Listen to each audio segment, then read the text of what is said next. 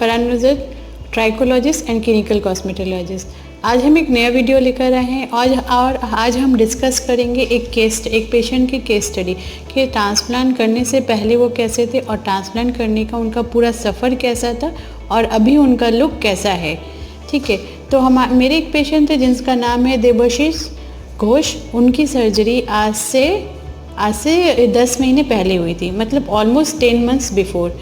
Surgery से पहले जब वो आए थे हमसे कंसल्ट किए थे तो उनका जो बालनेस एरिया था ऑलमोस्ट 3 और 4 के बीच में था।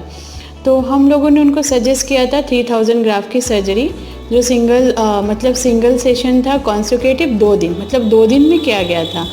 उनके जो ग्राफ थे, हम कह सकते हैं कि उनके ग्राफ जो थे, ग्राफ की क्वालिटी, हम आपको ग्राफ भी दिखाएंगे। उनके जो ग्राफ थे वो ऑलमोस्ट मतलब एवरेज क्वालिटी के थे। और इम्प्लांट करते वक्त उनका जो एक्सपेक्टेशन था कि मेरा ट्रांसप्लांट होने के बाद मेरा जो रिज़ल्ट है वो मुझे डेंस चाहिए। मैम, आपको जितना भी ग्राफ एक्स्ट्रा लगता है तो आप मुझे अपडेट करें, कोई प्रॉब्लम नहीं है। और आज जो तकरीबन ऑलमोस्ट 10 महीने हो गए तो उनका जो रिज़ल्ट है वो कम्प्लीटली चेंज हो गया। जो आप देख सकते हैं फ्रंट का जो 4 फिंगर है, आप हमारे वीडियो में आप पिक्चर में क्लियरली देख सकते हैं, जो पूरी तरह से खाली हो गया था। अब 10 महीने बाद वो पूरे बाल वहाँ पे भर गए। नेक्स्ट एक दिन उन्होंने मुझे खुद ही कॉल किया कि मैम ट्रांसप्लांट जब हुआ, ट्रांसप्लांट के on the day of surgery he was like बहुत ही डरे हुए थे। उनको इवन जो पेन सर्जरी के जो एक वर्ड से ही डर था कि मतलब सर्जरी उनको दर्द इसलिए था, डरते थे वो कि मतलब सर्जरी करने के बाद क्या होगा नहीं होगा, और वो बहुत पेन से डरते थे। तो जब वो आए तो उनको हम लोगों ने कंफर्टेबली पूरा उनका चेकअप होने के बाद, उनको अच्छी तरह से रिलैक्स करने के बाद हम उनको ओटी में लेकर गए। जब ओटी में गए तो इंजेक्शन, एक्चुअली उनको इंजेक्शन के नाम से एक थोड़ा सा डर था। ठीक है, तो इंजेक्शन जब हम उनको देना चालू किया तो आस्ते आस्ते प्रिकिंग पेन जो हमेशा आपको बोलते आए, और मैंने आपको एक वीडियो में भी डिस्कस किया है कि ट्रांसप्लांट करते वक्त पेन होता है कि नहीं, आप वहाँ देख सकते हैं। तो जब हम उनको इंजेक्शन दे रहे थे, इंजेक्शन जैसे एरिया एनास्थेसाइज हो गया तो उनका जो एक डर था कि मतलब सर्जरी के बाद कैसा सर्जरी करवा रहे हैं तो किस लेवल पे दर्द होगा और क्या होगा, वो आस्ते आस्ते कम होता चला गया। और आस्ते आस्ते पेशेंट भी कंफर्टेबल होते चले गए। जब patient on the table comfortable हो जाए, सब कुछ इन्वायरमेंट कंफर्टेबल रहता है तो कोई भी डॉक्टर को परफॉर्म करने में भी इजी होता है। तो जब हम उनका ग्राफ निकालना चालू किए तो देखिए कि ग्राफ की क्वालिटी भी अच्छी है, एवरेज है, बहुत ज़्यादा ख़राब भी नहीं और बहुत ज़्यादा भी नहीं। तो हमने जब एक्सट्रैक्शन किया तो फर्स्ट डे ऑलमोस्ट उनका 1800 ग्राफ का एक्सट्रैक्शन हुआ था।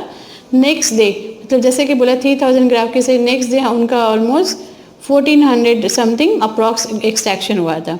तो ये जो है उनका जो ग्राफ था, तो ये एक्सट्रैक्शन हुआ। एक्सट्रैक्शन होने के बाद उनको सारा प्रोसेस एक्सप्लेन किया गया कि देखिए सर्जरी हुई है, आज है, माइल्ड ब्लीडिंग रहता है, जहाँ से हम निकाले उस पार्ट से माइल्ड ब्लीडिंग रहता है, डरने का कुछ नहीं है, बहुत ज़्यादा होगा तो हम एक एंटीकोगुलेंट देंगे और इस बहुत नॉर्मल है। सारा प्रोसेस एक्सप्लेन किया गया। उनका जो मेडिकेशन था उनको एक्सप्लेन करने के बाद नेक्स्ट डे उनका नेक्स्ट सेशन हुआ। नेक्स्ट सेशन के लिए वो खुद ही राज़ी थे, क्योंकि फर्स्ट डे जो उनका एक जो डर बोलते हैं कि ट्रांसप्लांट करने से क्या होगा, वो पूरी तरह से उनका डर जो है ख़त्म हो गया था। और नेक्स्ट सिटिंग के लिए, मतलब नेक्स्ट डे वो पूरी तरह से कंफर्टेबल थे। जब उनका पूरा प्रोसेस हो गया तो उनको सब कुछ एक्सप्लेन किया गया कि अब इनके बाद क्या करना है, कैसे आपको ट्रांसप्लांट हो गया। ट्रांसप्लांट होने के बाद पोस्ट ऑपरेटिव केयर जो है वो हमेशा इम्पॉर्टेंट है।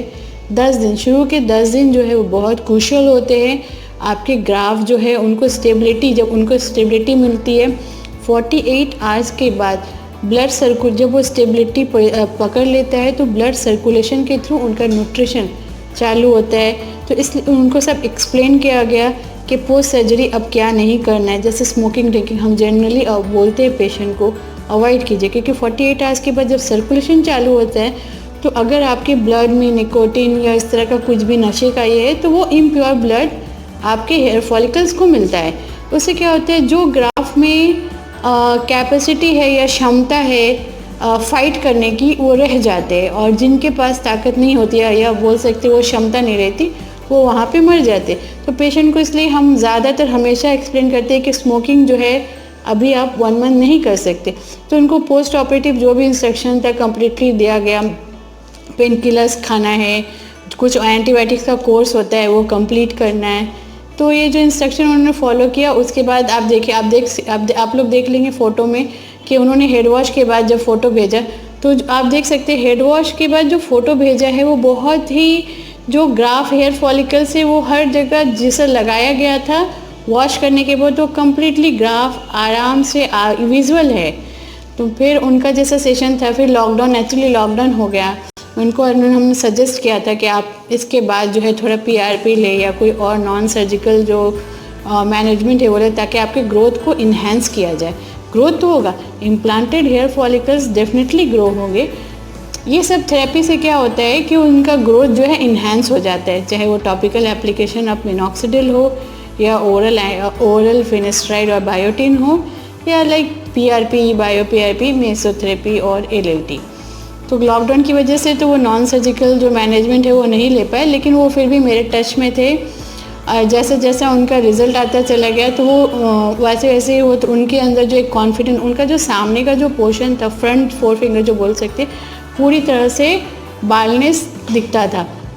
जैसे जैसे सेशन गया, जैसे जैसे टाइम चले जाते गए, वैसे वैसे उनका जो बालनेस है कम होता चला गया और 6 to 7 मंथ में उनका एक हेल्दी वॉल्यूम हमको दिखने लगा।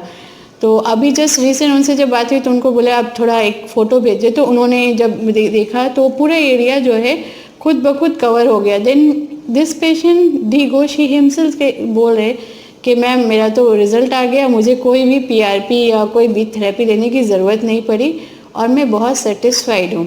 एक्चुअली ये जो है आपका जो हेयर इम्प्लांटेड जो हेयर है ये खुद ब खुद, अगर आपको ट्रांसप्लांट के बाद आपका जो न्यूट्रिशन है, मतलब आप अपना बेसिक लाइफस्टाइल में थोड़ा सा मॉडिफिकेशन करें और आप टॉपिकल एप्लीकेशन ऑफ मिनॉक्सिडिल और ओरल आप फिनेस्ट्राइड या बायोटिन लेते, ये इतना ही काफ़ी, आपको बहुत ज़्यादा लेने की कुछ ज़रूरत नहीं है।